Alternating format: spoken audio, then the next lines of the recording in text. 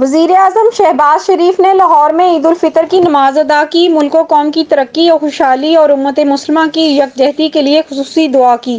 وزیر اعظم شہباز شریف نے بدھ کو لاہور عید الفطر کی نماز ادا کی۔ انہوں نے ملک و قوم کی ترقی اور خوشحالی اور امت مسلمہ کی یکجہتی کے لیے خصوصی دعا کی۔ نماز عید کی ادائیگی کے بعد انہوں نے لوگوں کو عید کی مبارکباد دی۔ بعد ازاں میڈیا سے گفتگو کرتے ہوئے انہوں نے کہا کہ عید مناتے ہوئے قوم کو ان بھائیوں اور بہنوں کو یاد رکھنا چاہیے جنہیں مدد کی ضرورت ہے۔ انہوں نے قوم سے کہا کہ وہ پاکستان کو قائد اعظم محمد علی جناح اور علامہ محمد اقبال کے وژن کے مطابق اسلامی فلاحی ریاست بنانے کا عہد کریں گے۔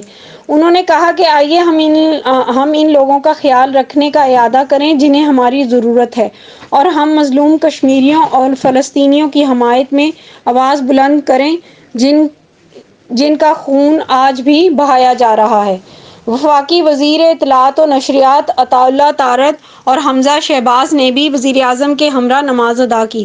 ایم ڈی اڑان نیوز چودھری عمر سرور، سماجی کارکن چودھری عبدالماجد ہنجرہ، چودھری علی ہاشم، شاہین گروپ آف پاکستان نے ان کے اس بہترین عمل کو سراہا۔